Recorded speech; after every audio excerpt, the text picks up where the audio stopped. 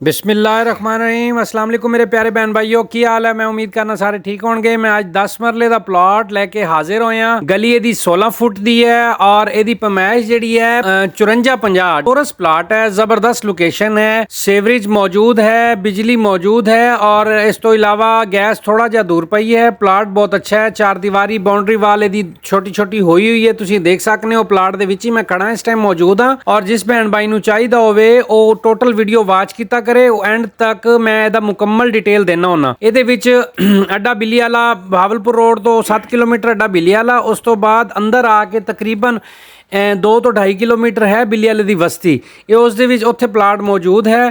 ਜਿਸ ਭੈਣ ਭਾਈ ਨੂੰ ਚਾਹੀਦਾ ਹੋਵੇ ਮੈਂ ਡਿਸਕ੍ਰਿਪਸ਼ਨ 'ਚ ਨੰਬਰ ਲਾ ਦਿਆਂਗਾ ਔਰ ਇਹਦੀ ਕੀਮਤ ਬੜੀ ਹੈਰਤ ਅੰਗੇਜ਼ ਹੈ। ਕੀਮਤ ਸਿਰਫ 65,000 रुपया फी मरला नगद डील है। नगद ਤੇ ਬਣੇਗਾ ਔਰ ਟਾਈਮ ਨਹੀਂ ਮਿਲੇਗਾ ਇਹਦੇ ਵਿੱਚ ਔਰ ਕੈਸ਼ ਪੂਰੀ मतलब ਦੇਣੀ ਪਏਗੀ।